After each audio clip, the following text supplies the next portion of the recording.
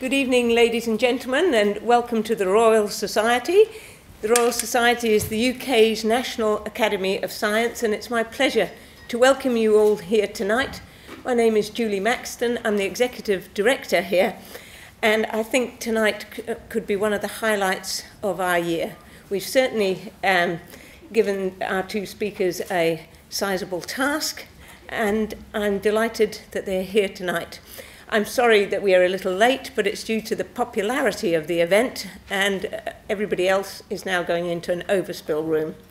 So, some housekeeping. Can I please ask that you've switched your phones to either off or to silent? Secondly, there are no planned fire evacuations, so if you hear the fire alarm, run for the door, but make sure you go to the right door. For those of you at the front, over here. Those of you at the back, it's on the same side, on the left-hand side. And for those of you in the middle, you can try the right-hand side here. Of course, at the end of the day, it won't matter at all.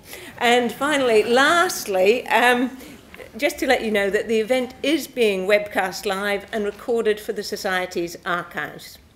Now, on to the main event, tackling the great challenges of the 21st century. Quite a challenge, and only an hour and a bit to do it in. In order to make it slightly more manageable, we've cut it down into 3 bite-sized chunks: food, energy, and health, and we'll take them in that order.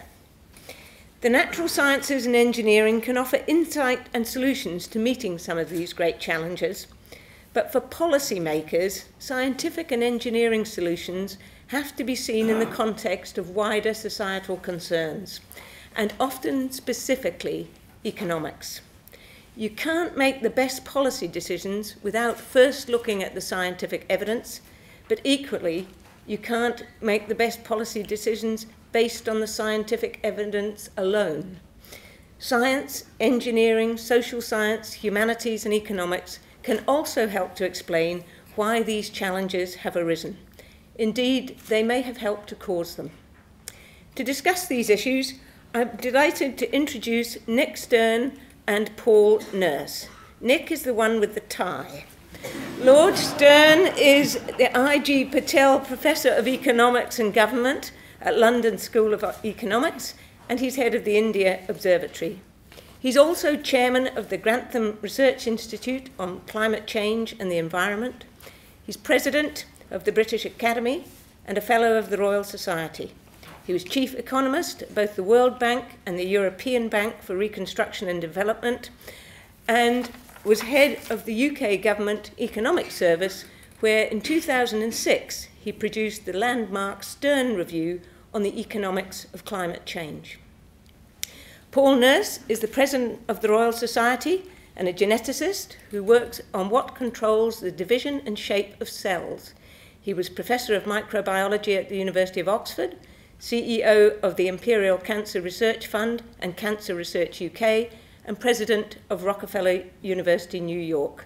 He's currently director and chief executive of the Francis Crick Institute. He was awarded the Nobel Prize for Physiology or Medicine in 2001 and the Royal Society Copley Medal in 2005. Now, after our two guests have had their deliberations and talked about the topics I mentioned, there will be a Q&A, and I will come back on the lectern and attempt to moderate the Q&A. But I would like to point out before we begin that to have both the presidents of both academies here, the British Academy next door and the Royal Society, is not an unusual event along this terrace. Our two academies work very well together, and we work also in conjunction with the other academies, the Royal Academy of Engineering and the Academy of Medical Sciences.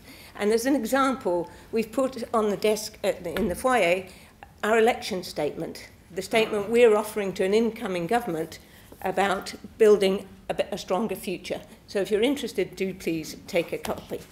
So before I hand over to Nick and Paul, I just want to give you a few facts and figures to set the scene.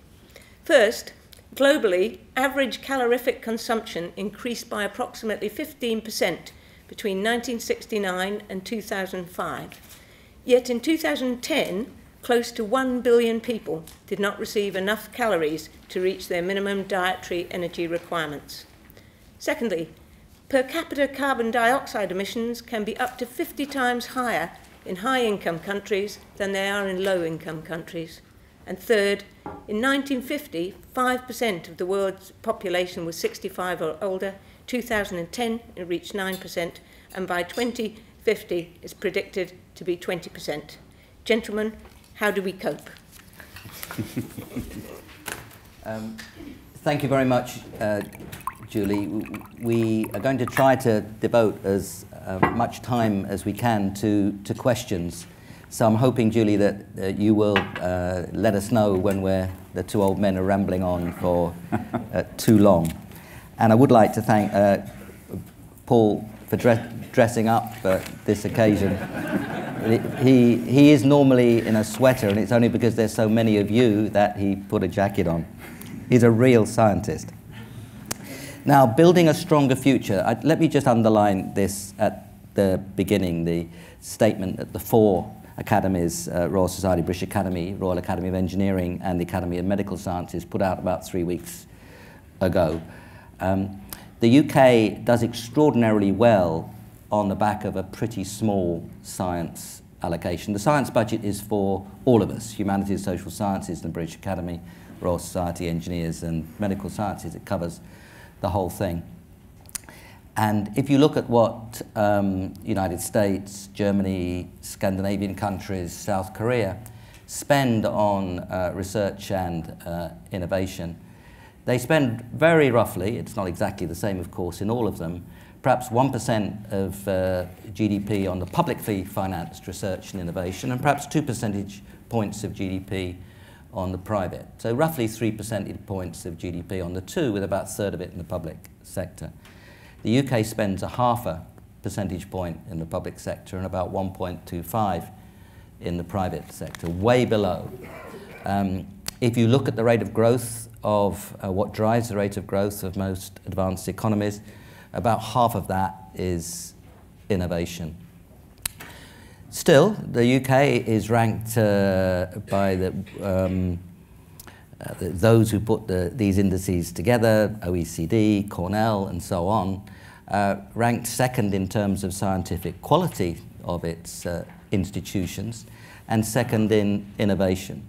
So we're doing remarkably well out of a small base. In other words, the productivity in terms of effectiveness, innovation, and so on, ideas, from this relatively small allocation is pretty impressive.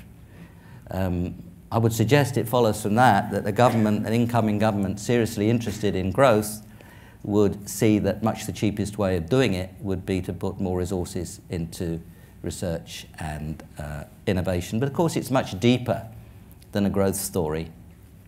It's about challenge, it's about democracy, it's about being difficult sometimes. And it's the cultural side through our humanities as well, which is covered by the British Academy.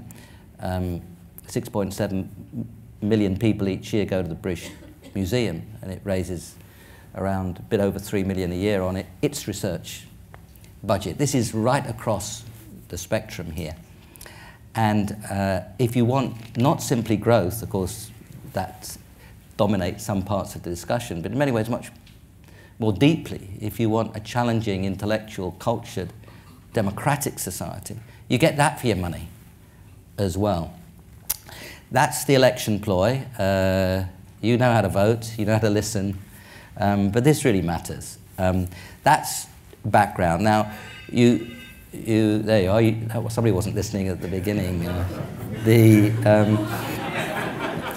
I feel really embarrassed, you see.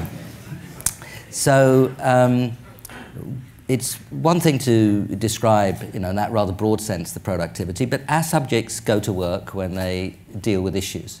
And there isn't any serious issue, I think, which doesn't require the whole gamut. If you're talking about food, you've got to talk about the more technical side of food production and the biology and so on. And you've also got to talk about the fact that 30 to 50% of our food is wasted, and ask in a society, how could that come about? And it's true if you're looking at climate change, you've got to look at the detailed science, the engineering side of reducing emissions, the behavioural incentive side of how people's behaviour changes. Virtually any problem that you talk about requires the whole gamut of our subjects, and that's why we enjoy each other's company. We're led to discussion through the things that interest us and through the things that matter. So food is going to be started by Paul. I'll start a discussion on the energy climate side, and then Paul will go to health, but we'll probably interrupt each other quite a lot. I just want to emphasise what Nick has so eloquently said. Have a look at this. Building a stronger future. Research is the basis of growth, of improving our wealth and our health and our quality of lives, and we have to get that message through. I actually think we're winning that war, but we have less traction than education or health at the delivery end, and it's very, very important that research is right in the middle there. And what's great about it is all four of the academies are as one, working together to produce this. Food. This is crucial for the world. You heard what Julie said. 1 billion do not get enough calories to reach the minimum daily intake in the world today. 1 billion people.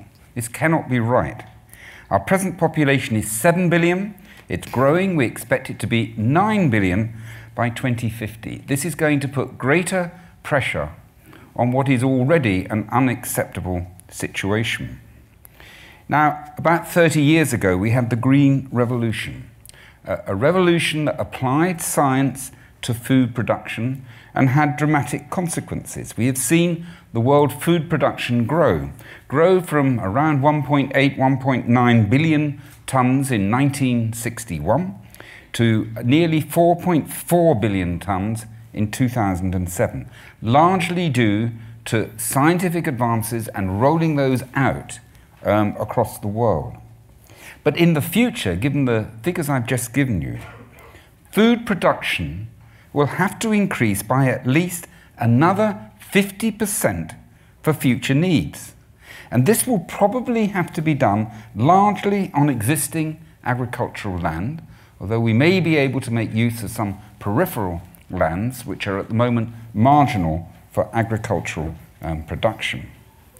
Now, the science of agriculture, the science of food production, based as it is primarily on the life sciences, and particularly the plant sciences, it's crucial, vital importance to use this knowledge to improve our food production and to deal with the stresses that increases in production will have on water and other resources. It's a complex problem.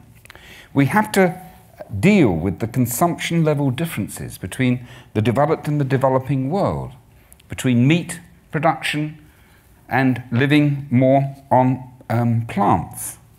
We need to work with stabilizing the world's population by voluntary methods to allow both our populations and the planet to flourish. Now, the important point here is there is no single technological solution that can address these challenges. But there are, and I'll talk about them in a moment, scientific possibilities that can mitigate potential food shortages. But I want to stress, due to the scale of this challenge, due to the impact it has on already 1 billion people on the planet, no technology should be ruled out that can be utilized to help the starving of the world. Different strategies may be needed and employed in different regions and different circumstances as appropriate. Now, what ways can science help this issue? Well, there's a number of current techniques which are quite important. The fact that we have complete genome sequences of so many crop plants, which are being produced as we talk, allows increasingly what's called marker-assisted selection. That is the ability to use molecular biological, molecular genetic techniques to monitor the transmission of markers through the generations that allow the selection of good characteristics and traits in the plants that will be improve resistance, improve production, improve the ability to grow in more marginal environments. We need to understand what we call the phenotype, that is, how the genetics produces the plant, how the physiology of the plant is leading to particular growth in particular circumstances. We need to combine that with understanding how changing environments are impacting food production. The combination of water use analysis with better plants combined with biosensors to optimize the irrigation water. Sowing mixtures of seeds, for example, seeds for short roots, high phosphorus acquiring capacity, deep roots that can extract water more efficiently. You get the idea. There are many things that we can think about in using for these sorts of methods. Growing two species together, for example, which improves the overall ecosystem performance.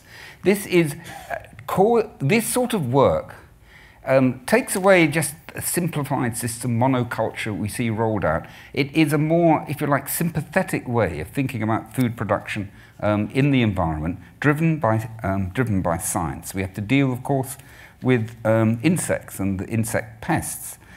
We have to deal with crop rotation. We can think about vaccines for livestock. I mean, some of you may have heard in the news today about TB-resistant cows genetically engineered in China, for example, for low-level TB infections. We can improve photosynthesis, perhaps, to yield better, to improve yields, by understanding the process better, by manipulating that process, by improving the interaction between plants and soil microbes, which are also crucial in growth, by looking at other issues, looking at the whole food chain from the production of the plant through its harvesting, its transport, and then marketing. So through improved storage, through processing, we can also improve the amounts of food that get to the market. And then after that, improving the fact that we waste so much food, particularly in advanced nations. More long-term possibilities. Can we make plants nitrogen fixing, and so that we can actually get nitrogen from the air? Can we make annual crops perennial? Can vaccines be better developed which protect livestock? Many, many possibilities. But there's challenges here, challenges that we need to think about. One of them, which I haven't mentioned, of course, yet, is genetically modified organisms. GM will help us do certain of these changes that I've just been talking about. It's, of course, not the only possibility, but we can introduce traits into plants that can be exceptionally helpful. And the problem with the GM debate, which has been one of the most disappointing areas for scientific debate in the last several decades, in my opinion, is the focus on the technology is the wrong question to ask. The right question to ask is, what are the characteristics of the plant that has been produced by that technology? We can produce plants by standard orthodox methods, which are very dangerous. We can do that. We can also produce through GM, of course, plants that are very dangerous, and we can produce plants that are not dangerous. So this obsessive attention to the technology of GM, rather than what it is, the plant that you produce, is hugely distracting for the actual debate. Now, I want to emphasize that because of the debate focuses just on the technology. It's a foolish question to make. We have no evidence that the technology causes any dangers. It's the traits that are of the final plant that are important. We are seeing, incidentally, in the GM debate, a variety of opinions across the world. It's quite interesting, actually, in a sociological perspective as to why they differ so much in different countries, which are rather similar from the United States through to the rest of Europe. I just got some figures out for the views across Europe and in the UK about whether GM food is safe, for example. And in the UK, 39% of the population think it is safe, 33% do not think it's safe. So those more think it's safe or not. But if we go to the European average, for example, it's 59% feel that it isn't safe, and the range there is between 39% and 85%. Huge ranges over countries that are essentially very similar. Royal Society, incidentally, is producing in the next couple of months a very simple guide to the issues around GM. We've gone out to the public, we've asked them, what questions do you want answered about GM? We've put together 17, 18, 19 questions. We have one paragraph, one page answers to those questions, can be read and understood by a 13-year-old, and possibly our members of parliament as well. So we are going to distribute it. That was really under the belt, because really they are very smart people. They just don't always listen quite enough. So we will send it to every member of parliament to actually explain what the issues are. We did the same thing with climate change, actually, 6 or 8 months ago, which I think was very helpful. So a very big challenge. Food is a big challenge, but we can tackle it. We can tackle it with science, and we can tackle it if we have political will that will embrace everything that we require and need to be put in place, from science through to economics and the politics of actually handling what I think is one of the great issues, one of the great challenges that we have to face in the first half of the 21st century. Thanks very much, Paul. I'm going to just raise 2 questions around food. Obviously, it's a very rich discussion, and I hope we're going to continue it during the questions and answers. But one is waste, and the other is meat. We waste 30 to 50% of our food production globally. For rich countries, it's mostly in the store, around the store, and in our homes. And for poor countries, it's usually between the harvest and it getting to market. Rats and rotting and so on. But it's very large, 30 to 50% wherever you look. Now, the extra food that we need to produce over this next 30 or 40 years, well, we don't know exactly, but it might be 70, 80, 90%, that kind of ballpark. Well, if we're wasting 30 to 50%, a big slice of what we need should come from trying much harder to reduce waste. We won't be able to get rid of it altogether. But storage facilities, for example, in developing countries, supplying clean energy so that you have much better cold stores, buildings that can be much better proof against rats and rot. Those are the kinds of investments that would be very powerful. It's not necessarily very high-tech, but it does involve understanding how things happen, and that involves understanding behavior, how people get together, how transport systems work, and so on. So that's up, if you like, a social science end of the story. In rich countries, it's because we throw so much away. I mean, some of it is not properly harvested because the things don't meet the supermarket standards, and you can change that. But most of it is what we throw away. So you have to ask, how can we change the amount that people throw away? Well, public discussion of these things can be very powerful. If people start to feel bad about throwing things away, that changes their behavior. 40 or 50 years ago, the idea that you might or have a moral duty to recycle would have probably been lost on most people, and they wouldn't have been enabled. You couldn't do it very well because people didn't help you do it. Well, attitudes change. They change by public discussion. They change. It's very much John Stuart Mill who saw the process of public discussion as absolutely key to what democracy is all about. So one way to reduce the waste in the rich countries is to talk about it. Another way is to get rid of stupid labelling. Now, a lot of labelling is not stupid. I think it's a good idea that we know about the sugar and salt in what we eat. But some of it may not be so smart. Sell-by dates may not be a very good, or they may, as they're currently working, not be a very good way of giving information. In order to understand how people react to those things, what kind of things they can do, we need, the psychologists, the anthropologists, and so on to get together to understand how these things happen. Now, meat is quite difficult because people like meat, and as incomes grow, people tend to eat more meat. But it is a problem.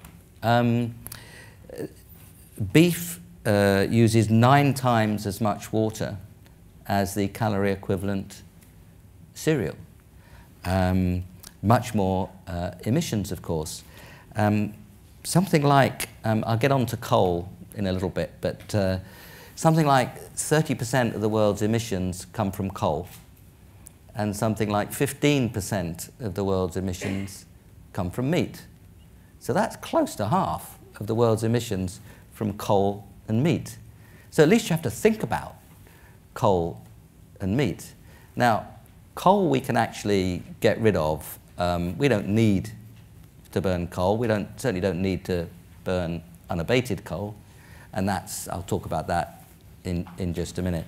But we have to think about how we see meat, because if everybody ended up with a beef-eating lifestyle like the United States, there would be no way that we could get emissions down to the kinds of levels that we have to by 2050. We have to get emissions down to about 2 tons CO2 equivalent per capita by 2050, and a North American meat diet, just that, forgetting about moving anywhere, would be well over 2 tons.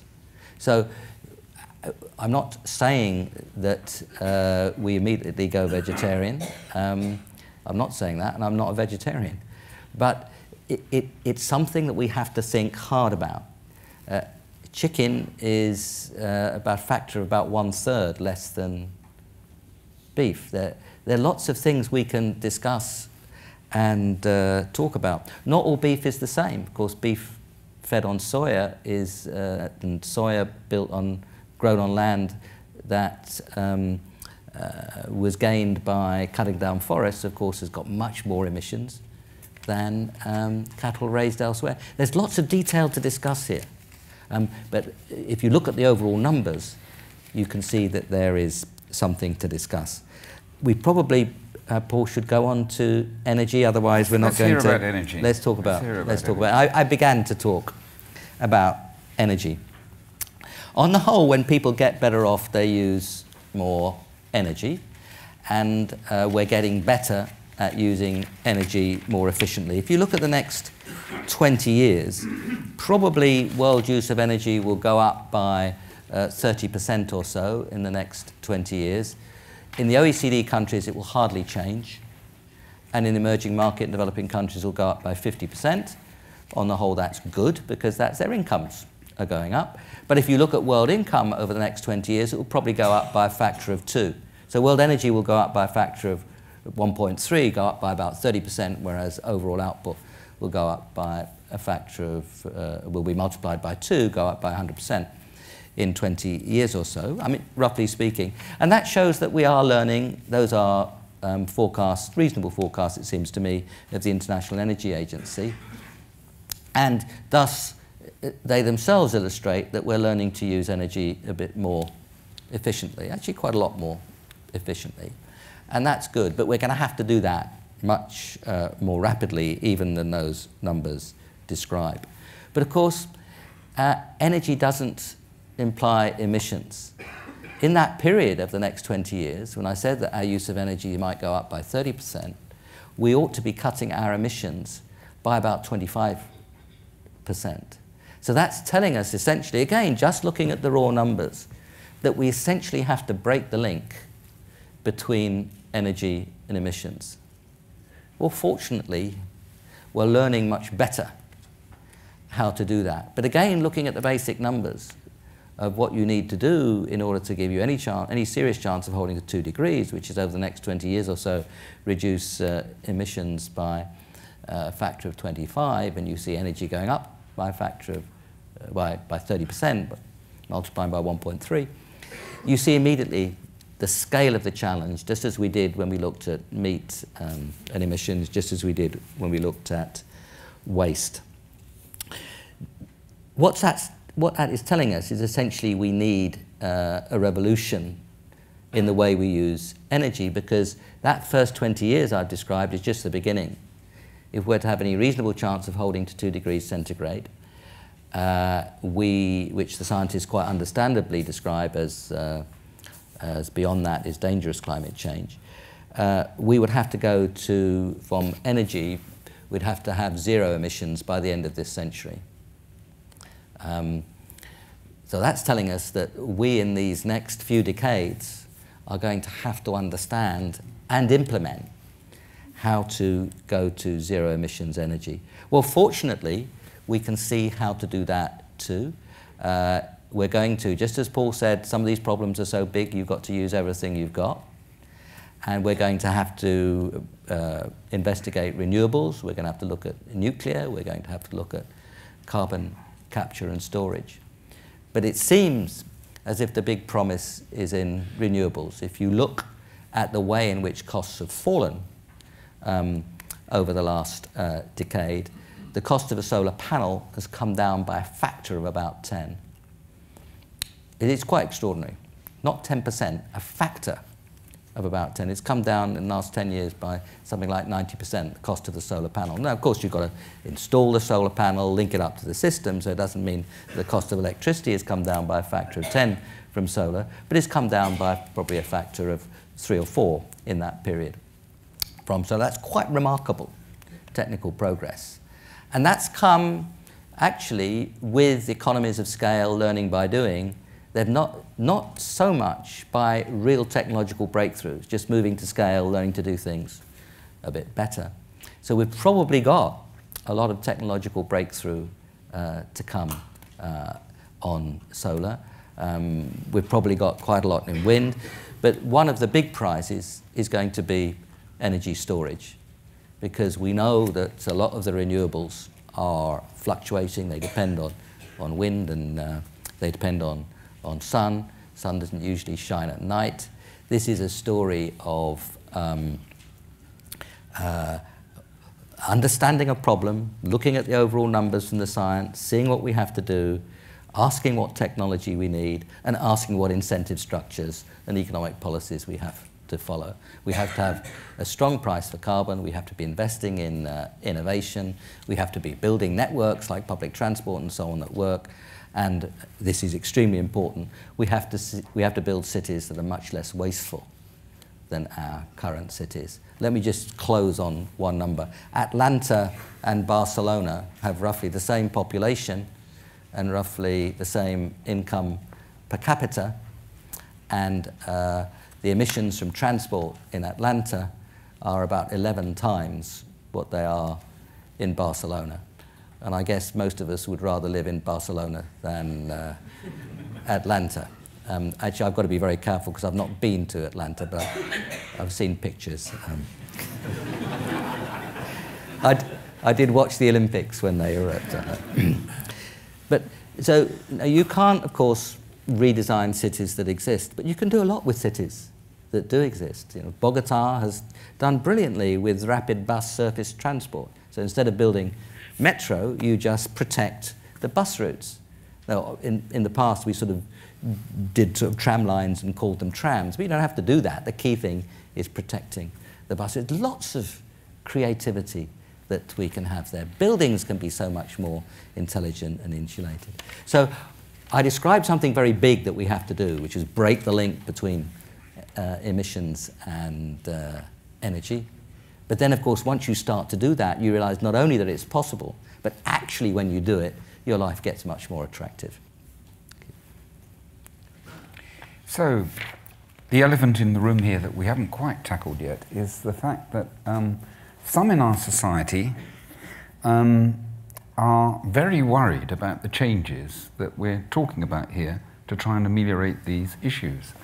And the whole issue of climate change is, of course, central here. And the reasons that we have to think so much about alternatives for energy is not only, of course, increasing energy, but also the fact that we need a different sort of energy production. And because of the changes that that leads to our society, because of the changes that are required on the world scale, that is, that decisions have to be made on the level of the world, this is unfortunately anathema for certain people of a certain ideological or political background. And we do have to tackle this because what we're dealing with here has its origins in understanding the science behind it, understanding the impact that carbon dioxide has on temperature and the impact that the production of carbon dioxide for production of energy has on carbon dioxide in the atmosphere. And what's been so distressing has been the forces of lobbying, of insults of scientists, of terrible behaviors that have really distorted the scientific discussion here. I've never seen anything quite like it in my whole 40 years as a researcher. And what we have to do here is just hang on to our principles. We're dimming the lights, perhaps that's telling us something about energy. We have to hang on to our principles here, that we have to get the science right, and we can't kick it around like a political football. And then when we understand the science, we have to roll out what we have to actually do that.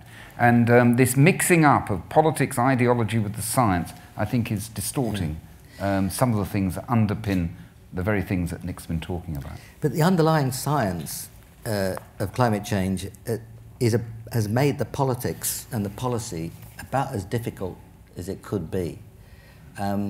This is a problem where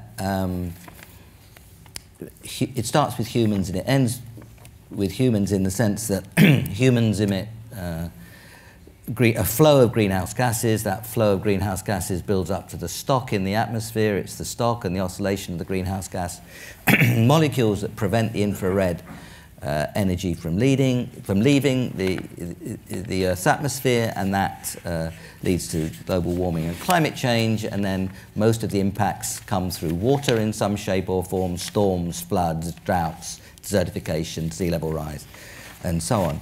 So that's the story. There's uncertainty at every point in that story, and we know, and from our own lives, and psychologists have underlined this more and more in recent past, that humans are not very good at dealing with risk and uncertainty.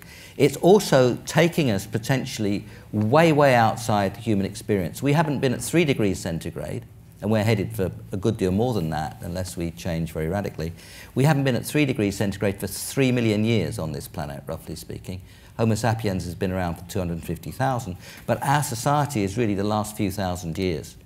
And that's from when we warmed up after the last ice age, and we started to turn grasses into cereals, and then we had to sit whilst the cereals grew. So we were in villages, and then we had a surplus, and so we had universities and all this sort of thing. But that last few thousand years, we've just been plus or minus 1 degree centigrade. That's where our society has grown. So not only is it uncertain, we're contemplating things way outside human experiences, places where it's very difficult to understand, except to say that we're probably going to rewrite the reasons that we live where we are, that people in their hundreds of millions, possibly billions, are going to have to move. And that could lead to conflict, and all that within the lifetime of a child born now. This is the kind of, so it's uncertain, it's way outside human experience. A lot of these things come with lags, and we're not very good at thinking of the effects of our actions a few decades down the track.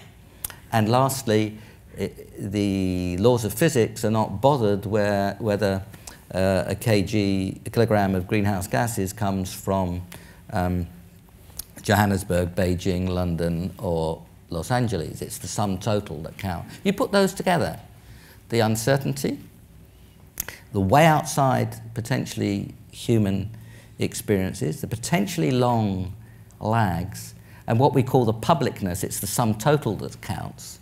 That makes the politics about as difficult as it could be. So sometimes in my more optimistic moments, I think how good it is that so many people take this seriously when the science has, as it were, stacked it so much against us. I don't blame you for the laws of physics, Paul. The laws of physics are laws of physics. But it's very interesting how the scientific structure of the problem so profoundly determines the politics of the problem. No, a very interesting issue. Health. I think we should look at global health, so we can give time for other points from the audience. Now, overall, the last 2 centuries, particularly the last century, has been a real success story for global health. Now, health is thought, most surveys, to be better everywhere in the world, even in the poorest countries. You can see that if we look at just simple statistics in life expectancy. If you had been born in a city in the United Kingdom at the beginning of the last century, the life expectancy would have been around 50, an increase of probably no more than 15 years in the previous 10,000 years. And yet today, the life expectancy will be over 80. And that is a lot to do with science understanding the problem and that science leading into improvements in simple things like sanitation and so on, but also, of course, in the treatment of disease. But despite the fact that across the world life expectancy has been increasing, there have been major setbacks such as HIV/AIDS in sub-Saharan Africa, or the decline in health in the former USSR, which of course is to do with politics. We have the knowledge, we know how to deal with it, and it's the politics that failed. Also, the burden of disease is changing. Now, almost 3/4 of deaths from non-communicable diseases like cancer and heart attacks, not infectious diseases, occur in low and middle income countries. In other words, it's not that if you're in a poor country that cancer and heart disease is not a problem. It is a major and significant problem, and of course are expensive to treat.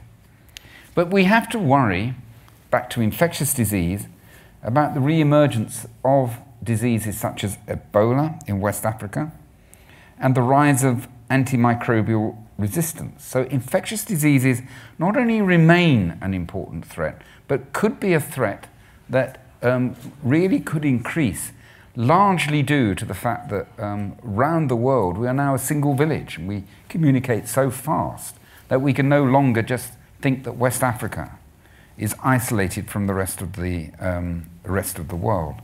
And of course there's been a lot of media attention to antimicrobial resistance and how we can deal with it, and I'll touch upon that again in a moment. I talked about increasing in life expectancy, if that's all good. Of course it is good, but what comes with it is together, when it's coupled with the declining fertility, is that the world is now becoming older, and the proportion of the population which of the aged is increasing. And aging has a number of problems linked with it. I mean, one is, of course, how do you live? If you're living longer and the quality of your life is low, then it's a two-edged sword. But not only that, it's important, these demographic issues for all of society. If as for example in Japan, increasingly the aging population is increasing, then how do you run your society? I mean, it's a very, very serious issue, and another one that we have to worry about. Between 2000 and 2050, the world's population over 60, the world's population, is expected to double to 22%. And we haven't yet thought, I don't think, how we can possibly manage it. Now, what can we do about global health issues? And we have some problems there. Let's start with the pharmaceutical industry, which is facing, frankly, challenging times. You always know when they're facing challenging times when you read of another merger in the newspapers, because a merger will generate some short-term profits, and what it's really saying is we don't have the pipelines in place, and only by getting bigger can we get those pipelines in place. And it also suggests that only by being bigger can we play the Russian roulette of what will actually work and turn that into profits. So mergers are, for me, an indicator that the industry is having problems. And part of the problem is the cost in producing a drug and getting a drug to market. The estimate of it being over £1 billion for all the R&D required is really quite frightening. There are several reasons for that. One that I personally think there's an issue is that we frankly do not understand how we as living organisms, as human beings, work properly to actually generate the proper drugs and pharmaceuticals that we actually require. And it's just still too random. A second issue is regulation and legislation. It is now, there are many more regulatory hoops to jump through before you can get drugs onto the market. Some people quip, for example, that we wouldn't be, that aspirin, for example, would not be you couldn't buy it over the counter if it was developed today. I mean, we perhaps have to look at our regulatory environment and ask ourselves about risk averseness there, as if we're actually increasing our risks by actually being risk averse. I mean, it sounds counterintuitive, but there is almost certainly an issue there. Now, what do we have to do? We have to strengthen the drug development pipelines. I think the focus there has to be true understanding of how we work and how we are affected by disease. I think we need more open innovation. The companies have got to work with government, academia and charities in a public-private partnership which will allow us to tackle some of those niche diseases which perhaps are not profitable in the pharmaceutical industry's terms, but are incredibly important for relief of human suffering. We cannot be driven simply by the marketplace. We have to be driven by a respect for humanity and improvement in the human condition.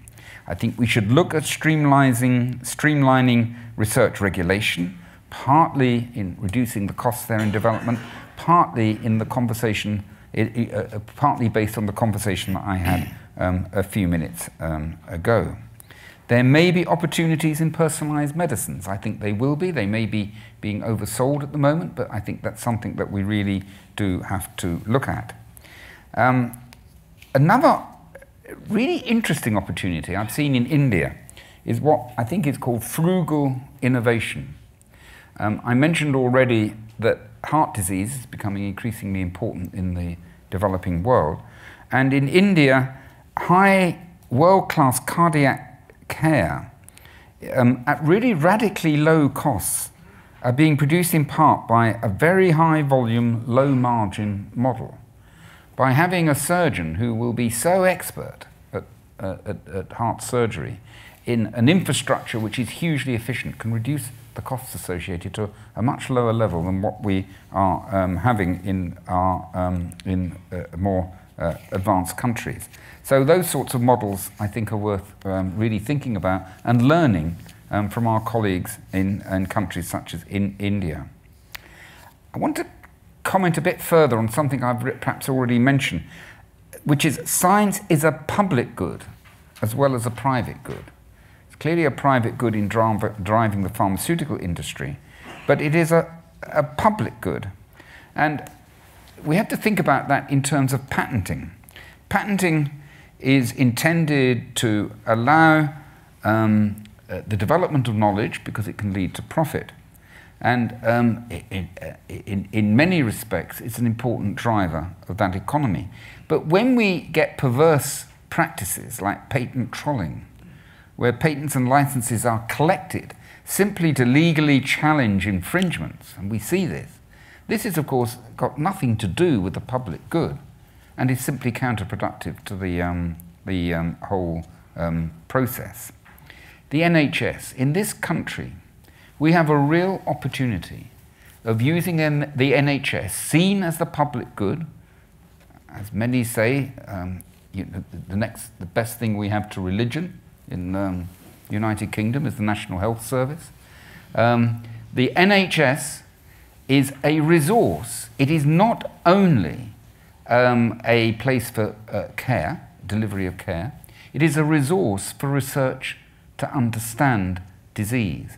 And I think that actually, if that's explained to the public, and in the sense that it is seen that their records and their treatment can be pulled together for the public good, they will understand that in a way that would be much more difficult in the United States, where this is a commercial operation, for example.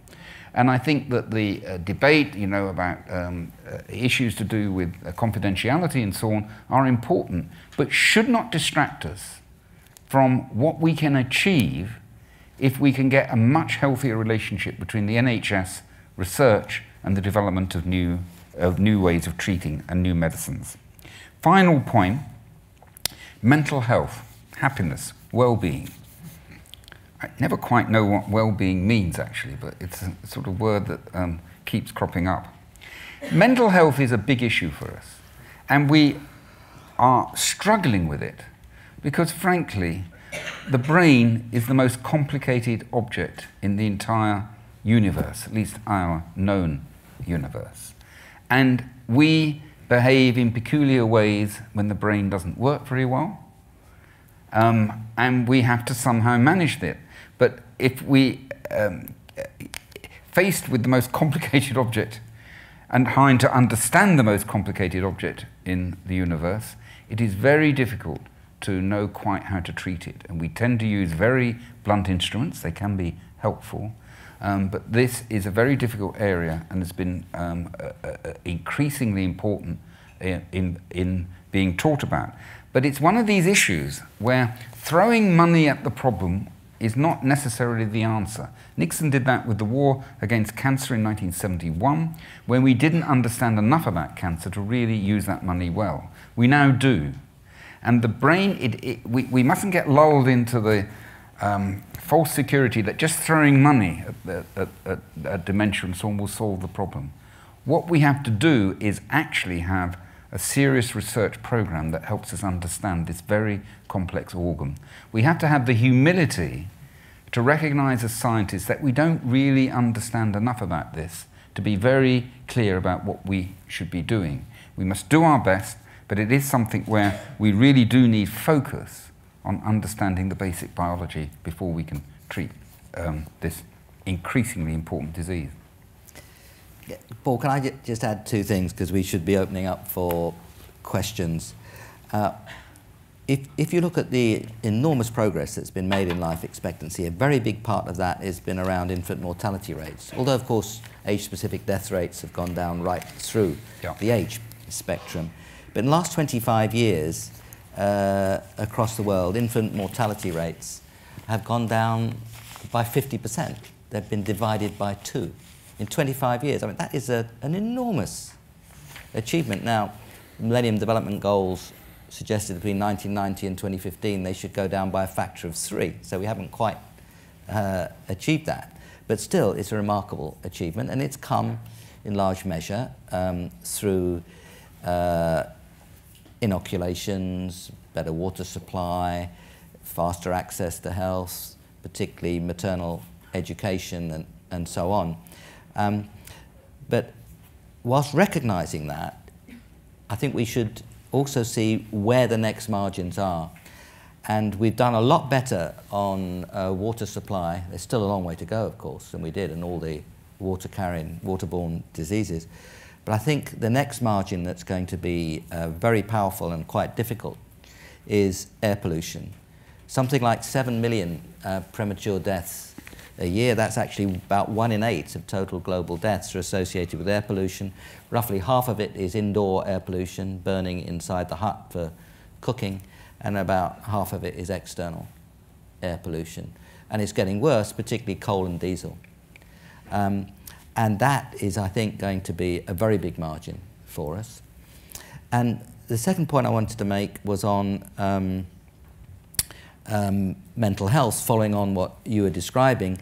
It's one thing to understand how the brain works, and that's one very big thing and very difficult thing, as you described it. But there are things that people find. And when David Clarke and Richard Layard were admitted to the British Academy a decade or so ago, one psychologist, one economist, they got talking to each other, and they became evangelicals for cognitive behavioural therapy for depression. And if you look at the numbers and the trials and so on, it seems to work at least as well as drugs. And NICE has now supported that strongly, and it's been put very powerfully into the National Health Service. That was something that people found. And it wasn't high-tech, but it was very effective. But it needed to be tested. The tyres needed to be kicked. You had to see what worked, what didn't work. But there are some examples sometimes where you come across things that work, not by chance, because you have a reason to explore in those directions. But it's a bit like waste. You know, there may be big things that we can do, which are far from all that we need to do, that may be more simple than some of the other things we need to do, and the problems are so big that we need to do both. It is really important. I mean, cognitive behaviour therapy is one of the points where I was thinking of when I was saying there are some things you can do. And if it's simple, adopt it. And if we don't fully understand why something works, and it works, do it. Just do it. I think maybe we should go to questions. So, thanks to both of our speakers for identifying some of the key issues in the 3 challenges they've discussed, for giving their views so candidly, and for leaving none of us in any doubt about the seriousness of the problems we face. So now it's Q&A, and I think the thing to do would be to take questions perhaps in batches of 3, give the speakers time to consider them as we get them in, and then let them answer them. So, questions, please. Okay, let's take 3 over here in this central area. There are microphones who will be coming to you, so once you get a microphone, could you please give your name and ask your question, and we'll take one here, 2, and 1 at the back. Richard Stevens, thank you very much for a very fascinating presentation. But it strikes me that some of the issues and the strategies you're recommending will be undermined, or essentially will be, in the long term, short-term strategies, if the population goes on expanding. That seems to me the crucial problem, and you didn't really talk about this. How do we restrict population growth, maybe even decrease the population? That seems to me the crucial issue underlying almost all of these problems.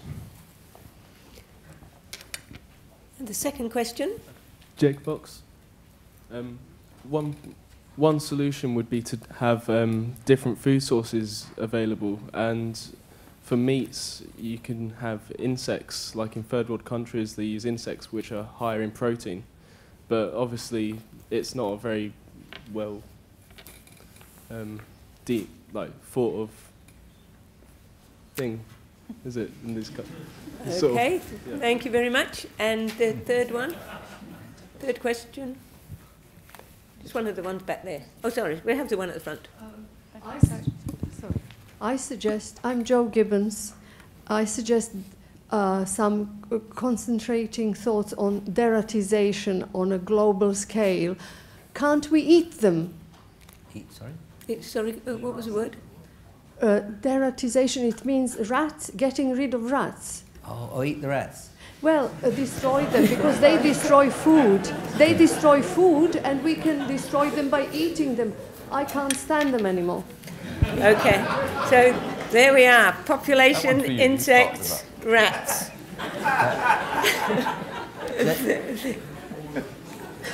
Let me start with population. Actually, we have been discussing population because we've been discussing life expectancy and infant mortality rates. And the reason that populations have been going up is that people have been living much longer and death rates have come down, as in most demographic transitions, before the birth rates come down. But the birth rates have fallen dramatically. Something like 40 developing countries now have fertility rates, the number of children per woman in the completed family size, below replacement rate.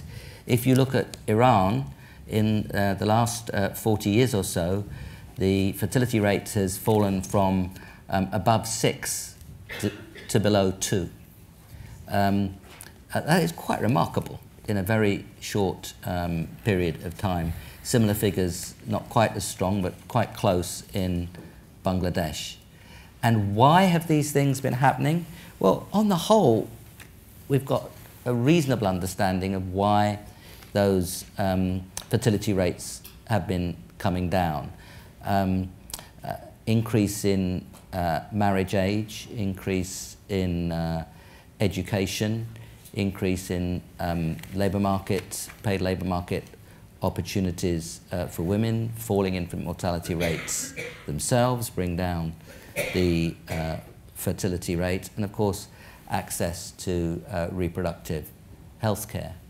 Now, every one of those things that I've listed are surely things that we should be encouraging from the point of view of rights and liberties and understanding, particularly of women's rights. Now, they all bring down the fertility rate, and it's been happening remarkably quickly. So, my answer to your question is that the reason the population is going to move from 7 billion now to about 9.5 billion in 2050 has mostly to do with the number of women in childbearing age and the fact that age-specific mortality rates, particularly infant mortality rates, have been coming down. Should we be trying to do anything that looks compulsory? There are lots of margins that I've described. We can do much better still on infant mortality rates. We can do far, far better as a world on education of women and girls. We can do far more on access to reproductive health care. Those are all things, it seems to me, that have been changing very rapidly and should change still more rapidly. The other alternatives are compulsion and increasing the death rates. So free cigarettes for the over 60s would be... and we've seen that compulsion backfires. I've been working in India, in one particular village in India actually, and lived the Green Revolution through that village for over 40 years. And I watched the reaction to compulsory sterilisation during Mrs. Gandhi's emergency in the late 1970s. That probably set back birth control in India quite substantially. It's difficult to be quantitative about it. So I think the margins that I've described are ones that have to do with rights to education, with rights of women and so on, which are extremely important. But increasing death rates and compulsion, which are the other two routes, are not really things that places I'd want to go to. I have eaten insects. I've been working in China for 25 years and rather enjoyed the ants. But what I was describing in looking at the numbers, and the point you quite rightly picked up, is that we have to think hard about this one, because if we just do nothing and the current preferences intensify as incomes rise, then we'll be in deep trouble on climate change. That's an empirical observation. There's nothing that I've recommended in that particular sentence. But the numbers are crucial. And so if the numbers are facing you with a problem like this, then you have to start thinking. You have to start thinking creatively. And I don't see why that isn't one of the routes that we should be thinking about. Perhaps what would surprise you is that we've served insects here in the Royal Society, in our restaurant. And I've eaten insects. Actually, they're quite crunchy. They're quite nice. I have to tell you that it is more palatable if they look like something else. And that, I think, is the key, at least for us sensitive Western souls. So I think we do have possibilities there. Nothing much more to add on population, really, except we must remember that we do have to get the demographics right, because it's a question to do with the ageing population. We do need children. We do need children. We just have to get the right number of children, so we can't go over the top. What about the rats? What about the rats? Yeah. Well, rats, yes. Well, you know, I have a problem eating meat, full stop, and the more it looks like a sausage, the better I am. It's when, you know, and so as long as the rat can look like a sausage, I'm fine with it. I'll give our chef a challenge. They had rat au vin, didn't they, in Blackadder? Do you remember that? Okay, And look before what this happened to them. degenerates any further, let's take some more questions. Let's take 3 on this side. So pick 3, 1, 2, 3. Will Byford, thanks for a fascinating and very intriguing talk. I was just going to raise a quick question about something you said earlier on the talk, talking about waste in food. You advocate strategies like storage in developing countries, which certainly require a sense of global cooperation from bigger countries helping out these developing countries build this food storage. Would you not agree that these strategies would be undermined by the human tendency towards selfishness? Okay, thank you.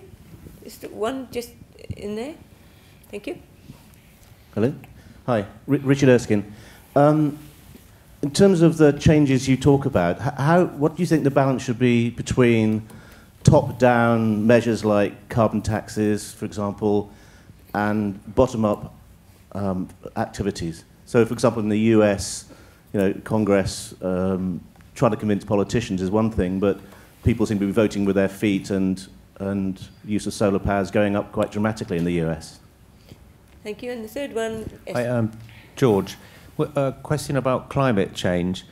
We have a certain level of carbon emissions per capita, and in developing countries they have a lower level. How do we, in these climate change talks, set a target for them? And do we have a right to set a target which is lower than our own current emissions? Right.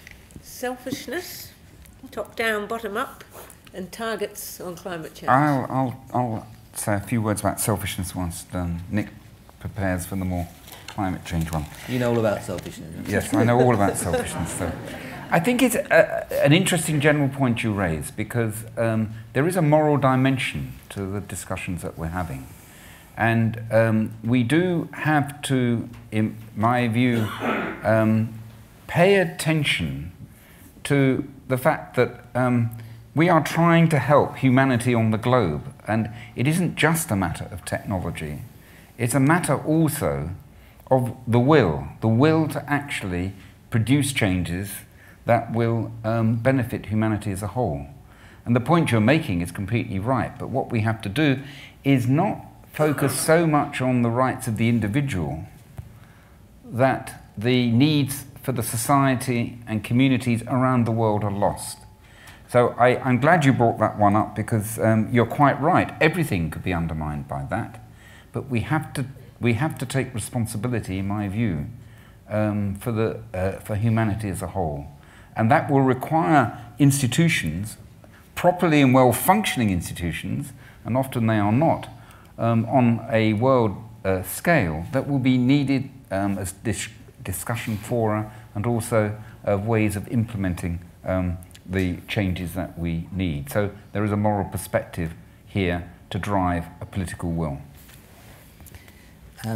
top down and bottom up. I often think that the tension between those two is in many ways artificial. It's about how we behave as individuals and communities. You can't reuse and recycle other than in a community. You can't have public transport other than in a community. You can't really have combined heat and power functioning properly other than in a community. You know, you can't have car sharing other than in a community. So a lot of these issues are around how we organize ourselves, how we act as members of a city to organize our city, how we have that discussion with architects, designers, people who create the spaces, how we elect our local governments and on what platforms. So I often feel that contrast between top-down and bottom-up is too heavy. They actually reinforce each other. It's not a choice of one or the other. If you take the climate change agreement, which we're seeking in Paris in the end of this year, December 2015, COP21 as it's called. Yes, it is the 21st of these. The willingness of an individual country to participate in an agreement will depend quite strongly on where it sees other people going. And that is a relationship between, as it were, the top-down of the agreement and the willingness of the country to act. Change in a country, change in a city, change in a firm can affect the willingness of people to come to an overall agreement. So the innovation that you see in the bottom-up affects the likelihood of getting agreement top-down. So I shy away a bit from seeing these as one against the other. But there's one thing that will help bottom-up take over, and that's really bringing down the cost of alternative energies. The economic arguments for a carbon tax are absolutely overwhelming. We are treating the atmosphere as a sewer and discharging sewage into in this case, carbon dioxide, into the atmosphere for nothing. We wouldn't dream of organising other parts of our life in that way, where you let people do things that are deeply damaging for nothing at all. That's subsidising pollution. So the argument for a carbon tax is very powerful. But if you can bring the costs of alternatives down sufficiently strongly, then you wouldn't actually need to go there. You should always go there, because there's always be an argument for a carbon tax, however cheap renewables happen to be, because you're charging for the damage that's being done, and the damage is there even if the renewables are cheap. But bringing down the cost of renewables will be extremely powerful. There are many other ways too, of course. Energy efficiency, which we've organised very badly. John Hills, my colleague at the LSE, fellow of the British Academy, showed very persuasively that the best way to deal with fuel poverty is to help with the insulation of the homes of people who are poor. So there are lots of things you can do which involve community and individual getting together, which make a very big difference. And that's another example why I'd be a little bit resistant about the pressure, as it were, or the putting one against the other, top down and bottom up. On rich countries and targets, well, you've got to begin with what we have to do. If we're to have anything like a decent chance of holding to 2 degrees, we have to bring down emissions per capita to about 2 tons of CO2 equivalent by the middle of this century, and something close to 0 by the end of the century. Rich countries like the United States are close to 20 tons per capita. We in Europe, Japan, are something like 10, 11, 12. China's actually quite close to Europe now, about 9, 10 tons per capita. India's about 2, and much of sub-Saharan Africa is less than that. So there's an enormous dispersion, as it were. And so that surely tells us that the rich countries should be cutting much faster than the developing countries. But it does immediately throw us up with the challenge which I described right at the beginning of breaking the relationship between energy and emissions. Because fighting poverty and managing climate change are the two defining challenges of this century. There's no way that we should be arguing that we ought to slow down on fighting poverty because we're trying to manage climate change. It would be politically daft and politically dysfunctional, and it would also be unethical. And so what we have to do is to come up with, and we can see them already, we're not sort of whistling in the dark, we have to come up with ways of growing incomes, particularly at the poor end, in a sustainable way, in a much more attractive way, and then you can do both at the same time. So it's not rich countries preaching to poor countries or vice versa, although the rich countries have a much greater ethical responsibility. It's actually finding ways to work together and to deal with the issues in the way I've described that allows you to overcome poverty and manage climate change at the same time. And if you fail to manage climate change, you will create such destruction that poverty will be unmanageable. And if you try to manage or you try to pursue poverty reduction, or if you try to pursue climate change in a way that makes obstacles to poverty reduction, you won't succeed. These two things come together, managing climate change and overcoming poverty. And it's finding ways to do that, and we can see the ways of doing that, that's going to deal with this, rather than dividing ourselves and one lot saying you should do this, and another lot saying you did that. That's not going to work, and that's what many of us are trying to develop in this year up to Paris, because that's fierceness, one against the other. We're not doing anything until China does something. You guys filled up the atmosphere, and now you're telling us not to grow. And those things are all wrong, and we can see the way through. We can see how to handle this and to fight poverty and to manage climate change at the same time. Thank you. So we'll take a last set of questions. Now, there's one gentleman here with the glasses and a beard that I can see has had his hand up for ages. We'll take one lady on the aisle here and one gentleman at the front. Chris Murphy. Is a solution to a lot of the issues we've been discussing producing and sourcing locally, and if that is a possible solution, is it possible to backtrack to that kind of a system? Is it possible to backtrack at all in the way that we conduct our affairs as a race? Thank you. Carol Bolter. Really, I see two issues really that haven't really been touched on. One is the attitudes of society as a whole and the ideology that prevails at the time, so that when Galileo made his discoveries, they were resisted because of the theology at the time. When Darwin, etc., made his discoveries, they were also resisted because of the prevailing ideology at the time.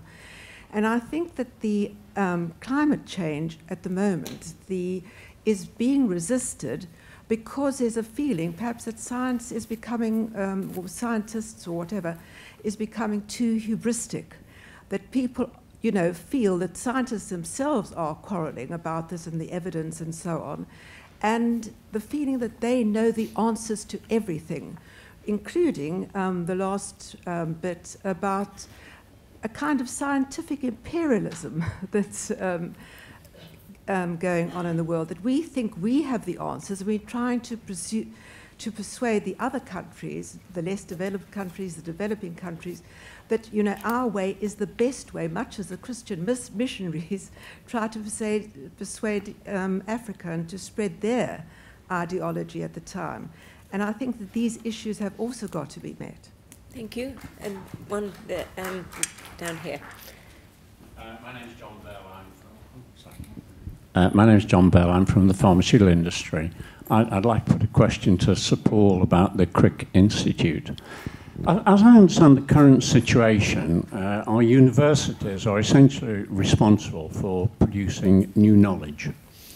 The pharmaceutical industry then broadly takes the new knowledge and tries to turn it into products.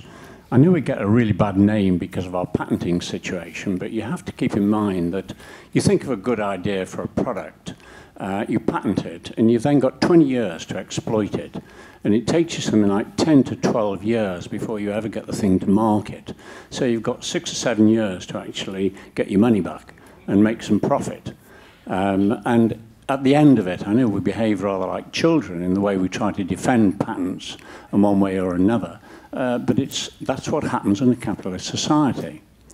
Now, what puzzles me or interests me really is, to what extent is the Crick Institute going to integrate into this system? What sort of things do you think the Crick Institute can do in this situation? Shall I start with that one? I'm director of the Francis Crick Institute. It's a new biological and biomedical research institute behind the British Library, which will open later in this year. We are a discovery research institute, very open to translation, is the way I describe it. We are also setting up a whole new culture of how we operate there, which, since you mentioned particularly contact with industry, what you need to know is that we believe, at least I believe, that the barriers that there have been between discovery research, largely in academia, and its application largely in, of course, industry, have been far too strong. And we're trying to increase the permeability and the transfer of people, ideas, and so on across that barrier. And, for example, we have had many conversations with the pharmaceutical industry, including GSK, of which some are sitting here in the audience, in how we can actually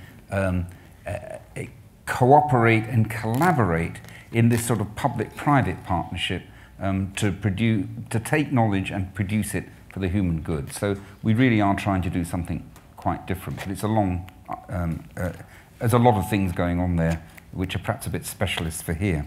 If I could comment on I didn't quite hear it, about the ideology, climate change, scientific tyranny, I think I heard too. I think the main ideological problem with climate change is different. I think what it is that if you recognize the problems of climate change, then what you have to do to deal with that in part requires more global and community decisions that break away from individual decisions of a company or even a country, let alone an individual.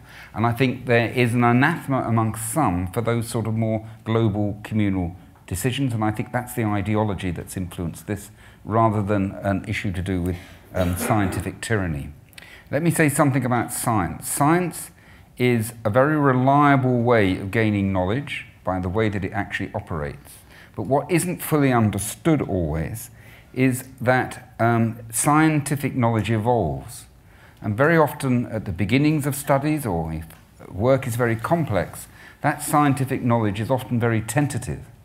It is only after repeated testing and checking whether something is correct, is by trying to challenge those conclusions, and if they survive that testing, then it becomes more and more secure. So Newton's laws of motion, which have been around for 300 years, have been repeatedly tested, and as long as you're not going too fast, it's fine, and it covers what we actually see. But understanding how a pandemic, which we've just discovered in the last several months, will spread, is a much more tentative activity. I don't think there is a tyranny of science. I think there's a recognition that science is reliable knowledge and it actually produces understanding of the world, which is sometimes tentative and becomes increasingly certain. What I do think is that, that you need to know the science, but then it becomes a political and social issue to deal with that knowledge that is produced there. And that involves engagement with society and all sorts of other activities, the humanities, economics, and so on. So I'm not in favour of scientism. I am in favour of reliable scientific knowledge to shape the debates that society have to have. A final comment on producing locally. I think it's an important point you make, and I think actually when we think about labelling goods, we could think about the total cost, the total energy cost of buying a good which is an apple produced locally versus an apple which has been shipped in from somewhere else in the world. And that's a little bit like the, how much sugar and so on there is there. I mean, it's how much carbon dioxide, if you like, has been generated to get something there. In other words, we need the knowledge to be able to influence the behaviour of individuals. If I could add something on acting locally and something on I think the question was in part about the arrogance of ideology, arrogance of politics, and arrogance of science. I'll just say something briefly about that. I think acting I'd widen the question a bit from sourcing locally to acting locally. A lot of what we need to do, and I did raise the question earlier, is about working together in communities, about making public transport work better, about making our cities and communities more attractive to walk and to cycle in. The recycling is something that is where you have to work together. And sourcing food, sourcing product is part of that. So I think if we concentrated much more on how to make our communities work better, I think we would go a long way, not only on food stories, but actually more generally on energy stories and on well-being. And Paul, you were slightly sceptical about well-being. We've just finished in the British Academy a public debate on well-being, where we had 3.5-hour sessions. The last one was last night. And they're all on, I'm looking at Tim Brassel, they're all on the website now. Are they all up already? Not the last one. Not the last one. So we've got 2 of them up. So you've got 3 hours to watch there on I look well-being. forward to it. You look forward to it. But community is very important. Relationships are very important. Health is very important. You can actually look at what the key aspects of well-being are. No sort of final settled definitions. You shouldn't look for that. But you can see, without waffling, what are key parts of it, and you can start to measure some of those key parts. Mental health would be one big part of this story, and certainly relationships would be. And then you start to ask yourself, how can you affect these things?